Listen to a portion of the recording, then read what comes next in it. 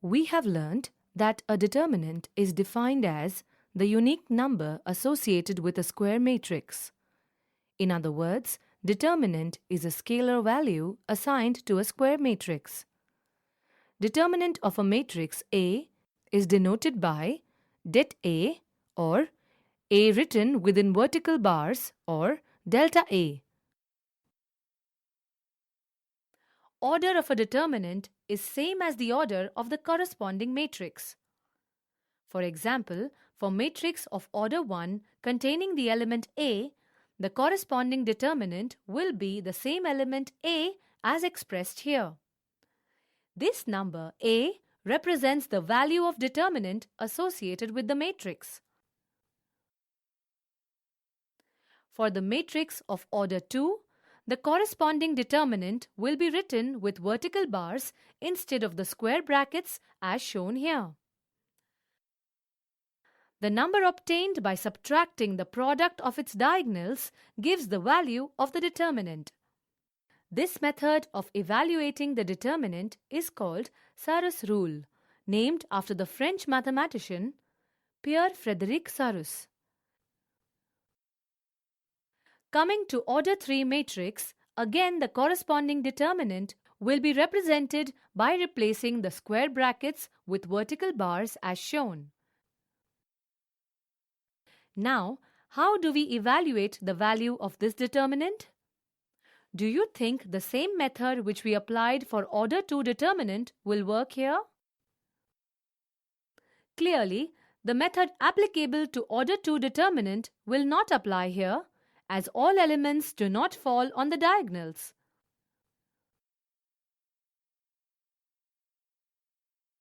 So, what is the way out to evaluate the determinants of order 3 and more?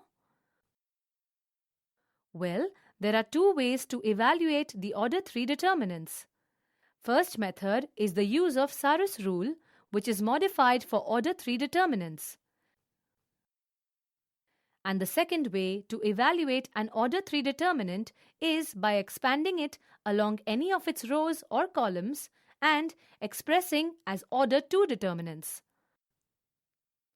We can use the concept of cofactors in this expansion, which we have learnt earlier.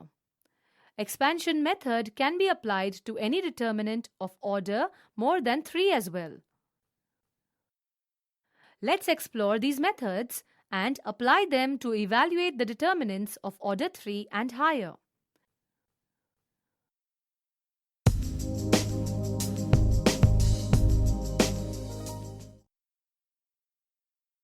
Let's first evaluate the determinant by using Sarrusrule. The first step to Sarrusrule is to rewrite the first 2 columns on the right side as shown here. Next step is to get the product of each of the elements in all the 3 diagonals going down and add them as shown here.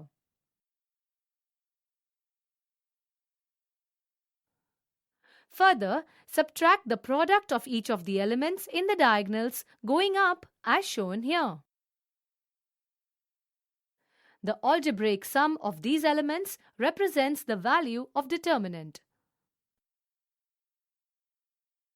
Let's apply the Sarrusrule to evaluate the determinant. The first step to Sarrusrule is to rewrite the first 2 columns on the right side of the given determinant as shown here. Next step is to get the product of the elements in the 3 diagonals going down, that is, add 3, 16 and 15 as shown here.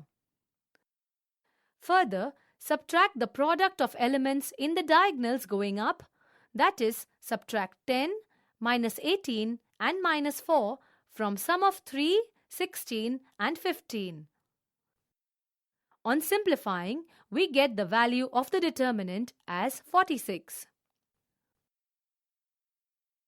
Let's now check the second method of evaluating a determinant. The value of a determinant is defined as the sum of the products of the elements of a row or a column with their corresponding cofactors.